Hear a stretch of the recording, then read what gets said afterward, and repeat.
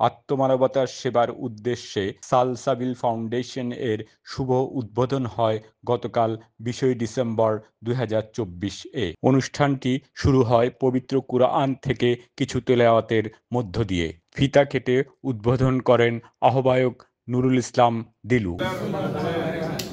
মূলত রংপুরের মহিপুর গঙ্গাচড়া উপজেলাধীন হতদরিদ্র মানুষের জীবনমান উন্নয়নের সাথে সাথে দ্বীনের জ্ঞান ছড়ানোই হলো এই ফাউন্ডেশনের মূল উদ্দেশ্য বলে জানান বক্তারা। আসসালামু আলাইকুম। সালসাবিল ফাউন্ডেশনের মাধ্যমে এই মহিপুর তথা গঙ্গাচড়া অঞ্চলের পিছিয়ে পড়া জনগোষ্ঠীর মৌলিক অধিকার যথাযথভাবে যেন তারা ভোগ করতে পারে, সেই ক্ষেত্রে এই অঞ্চলের প্রভাবশালী ব্যক্তিদ্বয়ের মাধ্যমে এই ফাউন্ডেশনের মাধ্যমে আমরা সাহায্য সহযোগিতা করে তাদেরকে মৌলিক অধিকার সুন্দরভাবে উপভোগ করার জন্য আমরা সহযোগিতা করবো ইনশাআল্লাহ।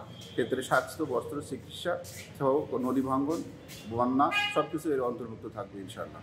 আজকের সালসাবিল ফাউন্ডেশন কর্তৃক আয়োজিত আজকে এই ওপেনিং সেরিমনি প্রোগ্রামে আমাদের শ্রদ্ধেয় আহ্বায়ক এবং উপস্থাপক, আজকে আমার সামনে সব গুরুজন এবং সুধীজন আছেন।